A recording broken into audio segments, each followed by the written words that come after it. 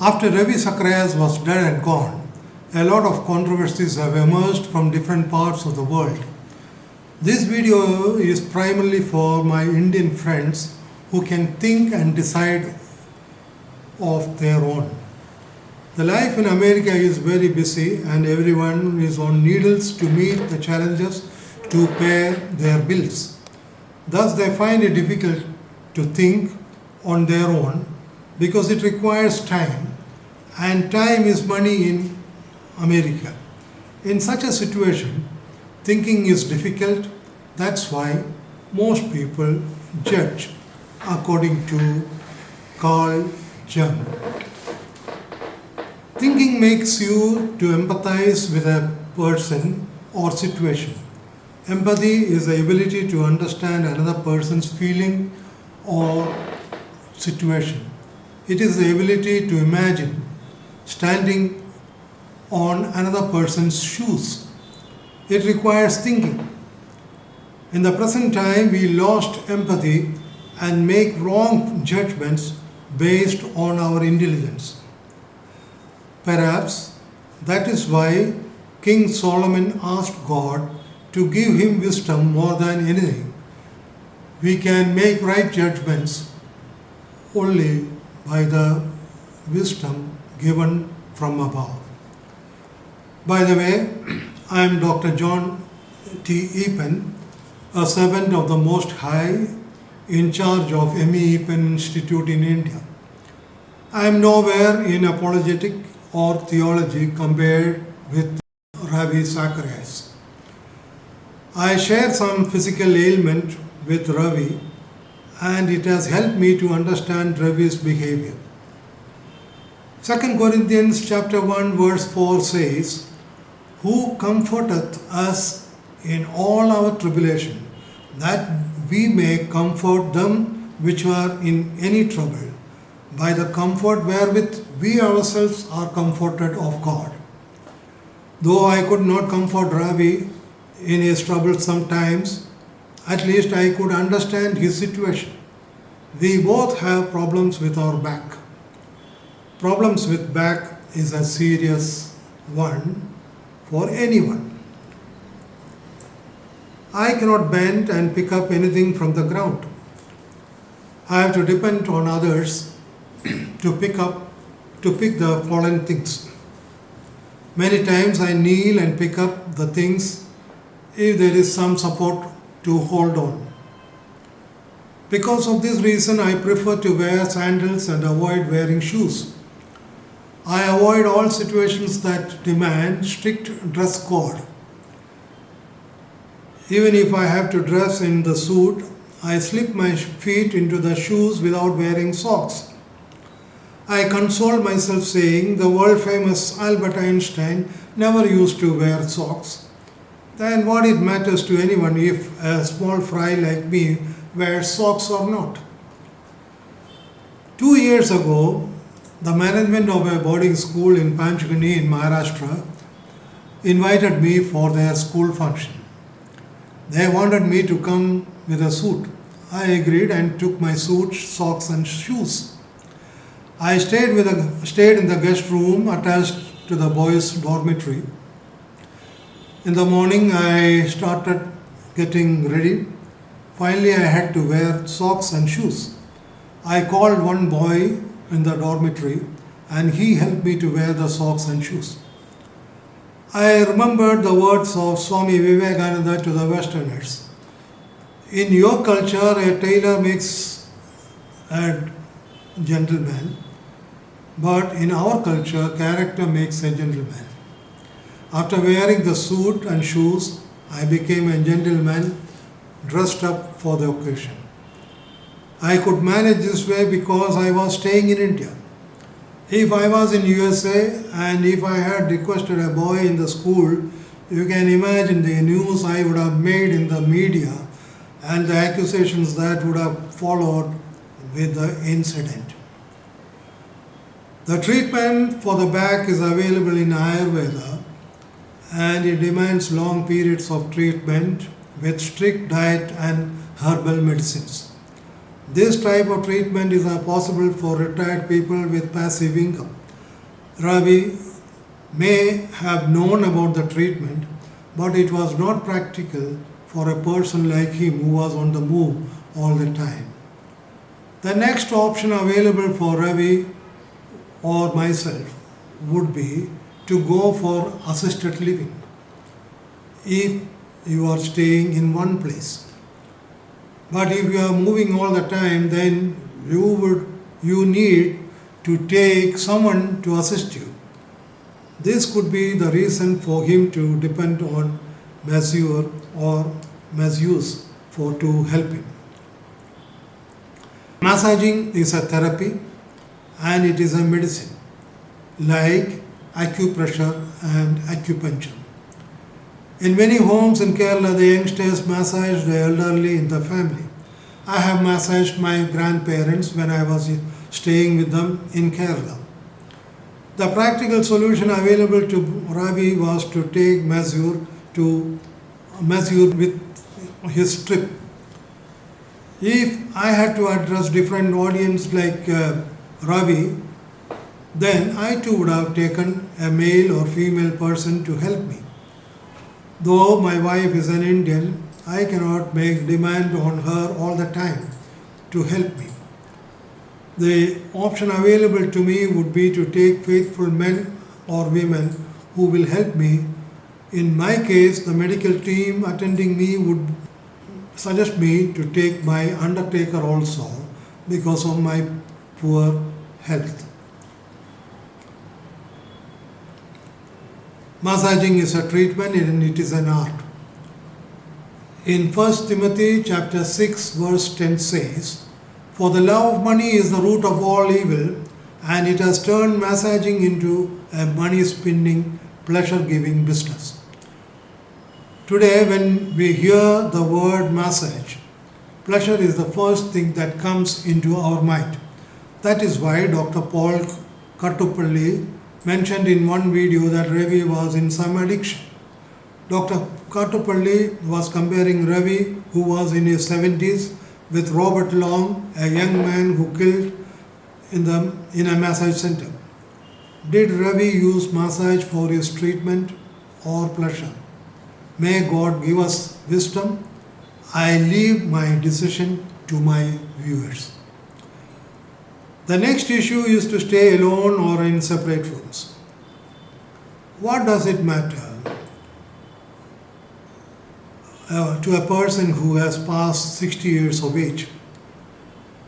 There are so many home nurses staying with the patients or elderly in the same room. They do their duty. We hardly hear any victimization. If one can work with the opposite sex in an office or other environment for 8 to 10 hours, perhaps alone in the room, what can happen if they stay overnight in that place? It is the thought and attitude that matter. We can stay in two separate buildings and still have a heart not right with God. The Lord says in Matthew chapter 5 verse 28, "But I say unto you that whoever looketh on a woman to lust after her hath committed adultery with her already in his heart." If the Lord stands with Ravi and asks us to pass judgment by any person who has not committed adultery in his heart, I know we all will slowly sneak away from that situation. We are all forgiven sinners. Many times we become like the unforgiving debtor in the parable. Therefore, staying together in a house or room does not make one sin if the person's heart is right with God. I am saying this out of my experience. My sister's friend wanted to stay in the house where I was staying alone. My sister requested me to accommodate her, and I did it. The person stayed for 2 weeks. So, staying together with your team members is not sin by itself. For medical reasons, sometimes a female staff may have to stay with an elderly person to monitor the elderly while he is sleeping. 1 Peter chapter 3 verse 7 says, "Women are weaker vessels," and instructs husbands to treat them with honor and understanding. That does not mean women are weak. In sexology, they are strong and they have greater powers to protect their modesty.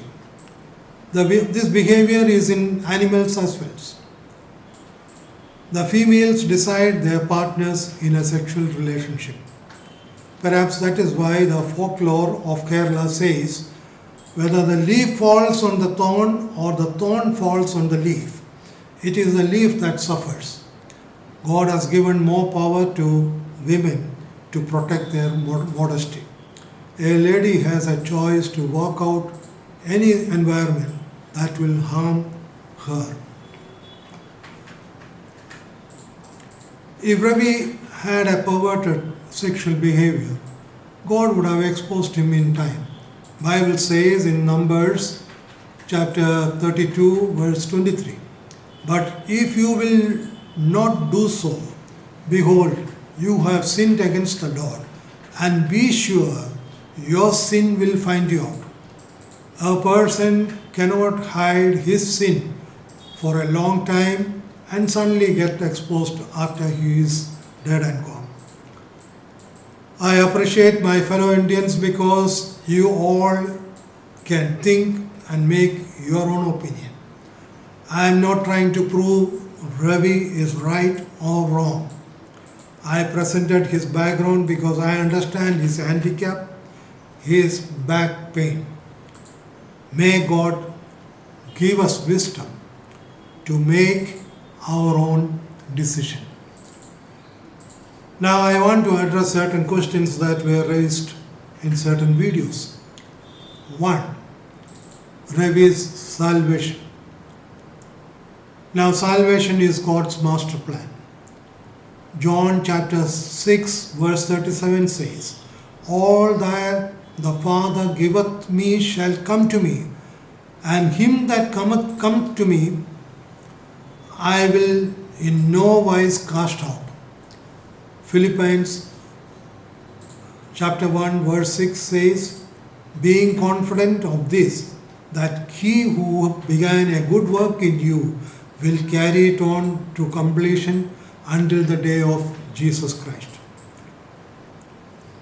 Whatever may be the situation, God knows the condition of a person at his last breath, and we cannot judge anyone. 2. Ravi did not quote any scripture or in his presentation. When you address a group that believes in Bible as the word of God, you can always say, "The Bible says." Jonah, the prophet, he preached in Nineveh. He used this method. But see how Paul addressed people at Athens, recorded in Acts chapter 17 verse 23. He says, "For as I passed by and beheld your devotions, I found an altar with this inscription, to the unknown God, whom therefore ye ignorantly worship. Him declare I unto you." Paul was using this inscription as a reference point to start their discussion. Ravi Zacharias was always addressing agnostics and atheists. To such groups, discussion must start with philosophy or science to point them to God and His Word. Now, I come to the conclusion part. My own conclusion, based on my forensic ability, is that after knowing Ravi's sickness, there would have been a tug of war for taking the reign or the power. This caused explosion within the organization itself. The allegations are not the handiwork of some outside elements. It looks like some people inside have caused the split and got people to testify against him.